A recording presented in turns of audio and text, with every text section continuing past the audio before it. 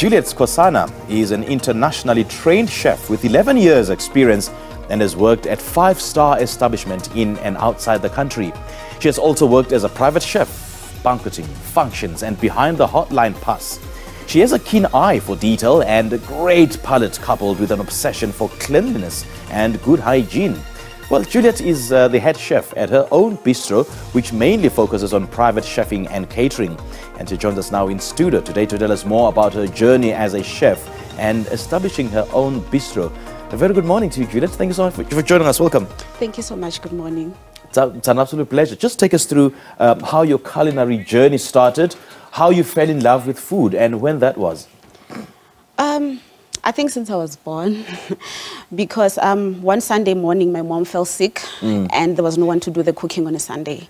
So that particular morning I took the reign and I started cooking.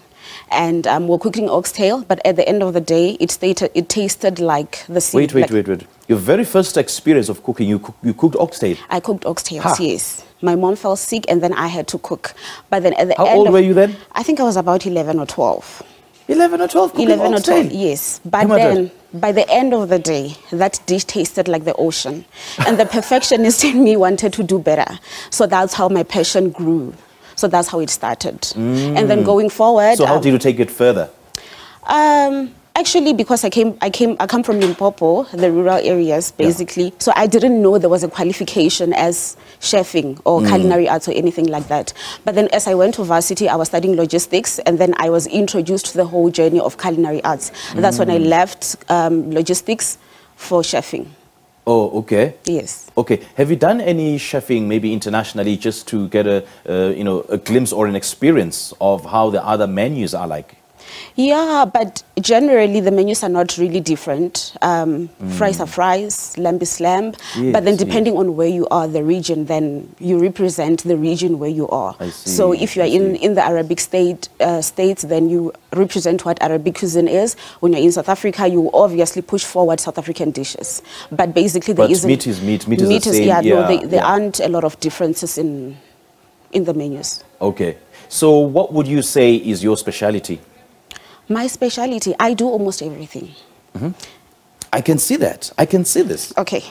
If I can introduce this to you, this is a silky mash with sirloin steak, chimichurri sauce, and a balsamic dressing. And then over here... Okay.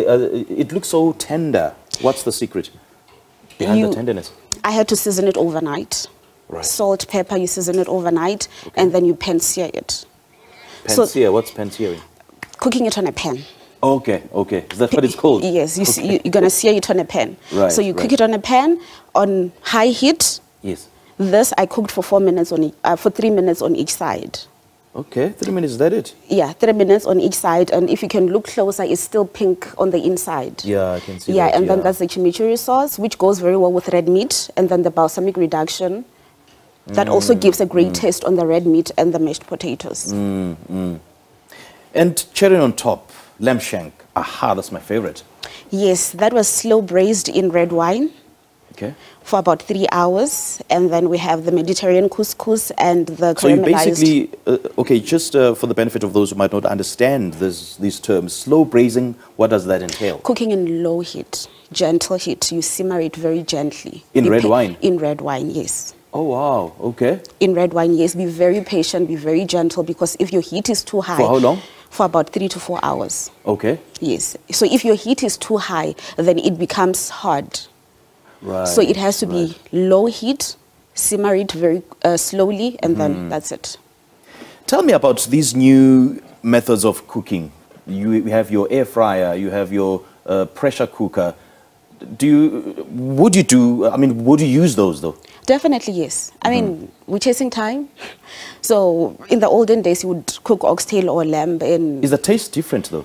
Not really, no. Okay. It doesn't taste differently. The only thing that makes your dish is your seasoning. The seasoning. The seasoning. So if you see my slogan, it says tantalizing your taste buds. So I'm more about flavors. I need to make sure that the flavors are there. Hence, with all my dishes, when you taste them, you will understand what we mean by tantalizing your taste buds. Okay. So every dish tastes differently, but the flavors are there, very intense flavors. Yeah, the secret is in the flavor. The secret is in the flavors. flavors. I've been side-eyeing that dish there.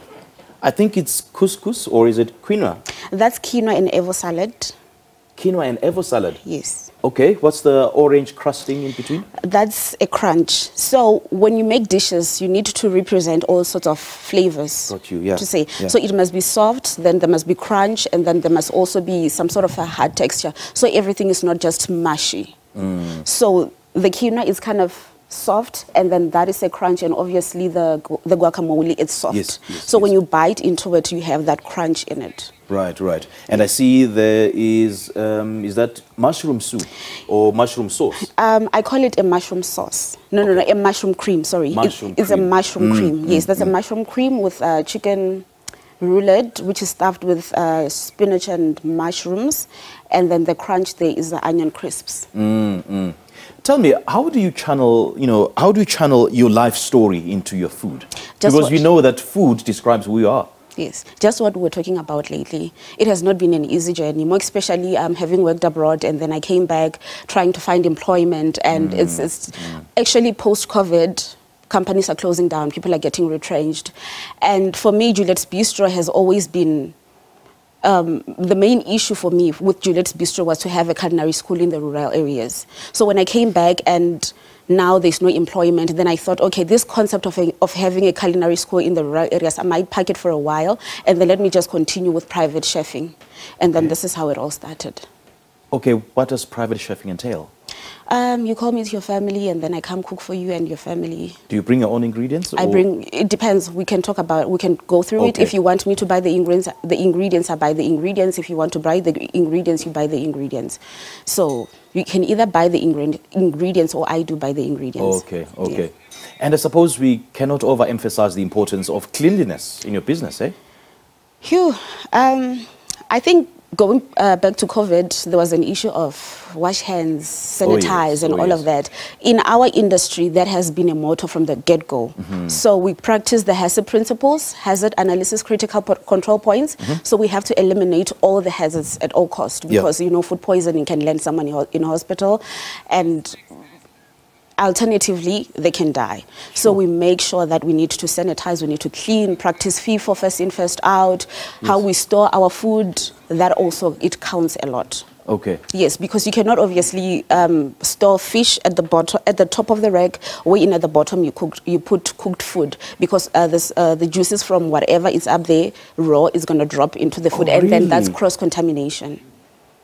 I never knew that. You really need to get to a point where you need to prioritize your storage, your cleanliness, sanitizing, and all of that. Oh wow, Lebo, did you know that? Hey, Lebo. Did I know what? Like the storage, like you don't have to store fish at the top of the rack, because the juices might drip into the food at the bottom of the shelf or the rack. Okay, I never knew that. I never knew that either. Moving a little closer. We need more light on you. Okay. You're the star today. Thank you. And I see you also have your own jam. What flavors are those? These are mixed berry jams. This I don't want to disclose. This is my recipe. Of course, that's your trade secret. But that's a mixed berry jam. So there's all sorts of berries in there. Okay. Yeah, preservatives, lemon. Yeah. Do you also use jam in your stews? I've seen people put jam in their stews. Jam apricot in stews? jam, yeah, in a stew. No, I don't use jam. You don't use jam in your stews. But you can. That's like sweet and savory. Yeah, you can have sweet and sour if you want. Some want the stickiness from the jam, so you can also use jam. Yeah. Okay. So how are you reachable?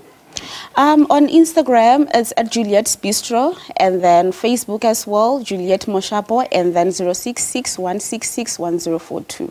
That's my WhatsApp line. All right. 066-166-1042 on WhatsApp.